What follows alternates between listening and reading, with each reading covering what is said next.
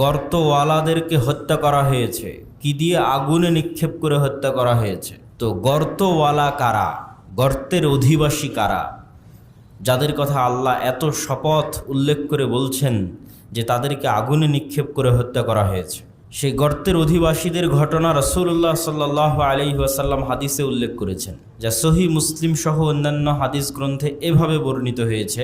এই ঘটনাটি আমাদের জন্য শিক্ষণীয়। তোমাদের পূর্বে শত বছর, হাজার বছর পূর্বে একজন বাদশাহ বসবাস করত এবং তার একজন বিশেষ যোগ্যতা সম্পন্ন জাদুকর ছিল, জ্যোতির্বিদ ছিল, যে বাদশাকে অতীত, বর্তমান, ভবিষ্যতের জ্ঞান দিয়ে, জাদুবিদ্যা দিয়ে সহযোগিতা করত। জাদুকর বয়োবৃদ্ধ হয়ে গেল, জীবন শেষ হওয়ার পথে।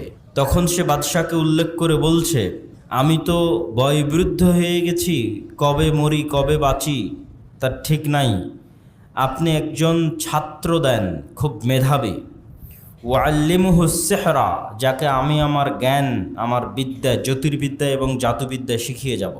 তখন বাদশাহ তার সম্প্রদায়ের মধ্যে থেকে খুব মেধাবী চৌকস একজন বালককে বাছাই করলো এবং তাকে নির্ধারণ করলো এই জাদুকরের কাছে জাদু শিখার জন্য।